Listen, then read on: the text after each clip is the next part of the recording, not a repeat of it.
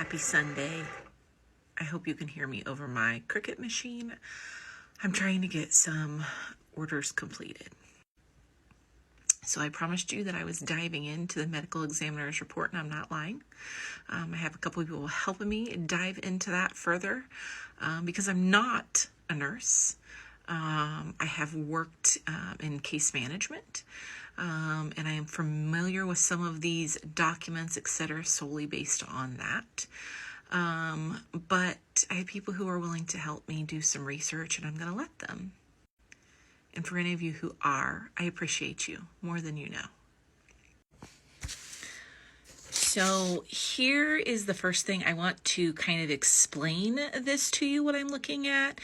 And then I hope that I'm gonna after I explain it, I'm gonna put some information on the screen in addition to the examiner's report.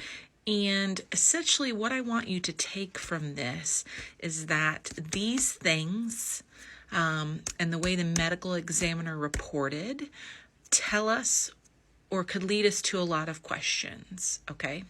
So there are 3 things on there that you're going to see: rigor mortis, livor mortis, and algor mortis. Let me briefly explain those things. Livor mortis is, and I'm reading this, the gravitational pooling of blood after death. Okay?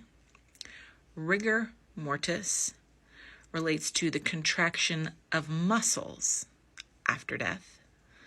And algor mortis is the cooling of the body after death. If you are like me and you have watched maybe in particular the first 48, all of these things and the way the medical examiner responded to them could either confirm or deny some of the rest of what they've told us in that report. And it could lead us to start exploring some things like I have, which is how quickly does a body cool in water specifically, which led me down the rabbit hole of it was the very end of April in North Carolina. What were the temperatures of the water that day? Again, we've talked about this, but it needs to be talked about further. The livor mortis, in saying that she was found face down, but the livor mortis was found at her back. That doesn't add up either. And another super big question that reading about all of these things and the answers of the report and knowing what my brain knows about these kinds of situations, how do we know if there was no x-ray done?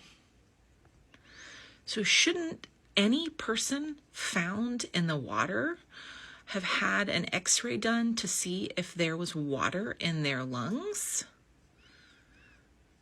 Because if she was standing in water when she did it, again, you know how I feel about that. If she was standing in knee-deep water, they say, when she did it, did she not take a breath before she hit the water? She didn't take a breath in the water? Is that logical? I don't know. These are the questions that I have. Maybe some of you all know. Maybe you guys can help me look. I've done some looking. I have some reading I need to do. But that's where I want you all to know that my brain is going in regards to the answers given versus what that means and the potential for all of that. As always, justice for Micah.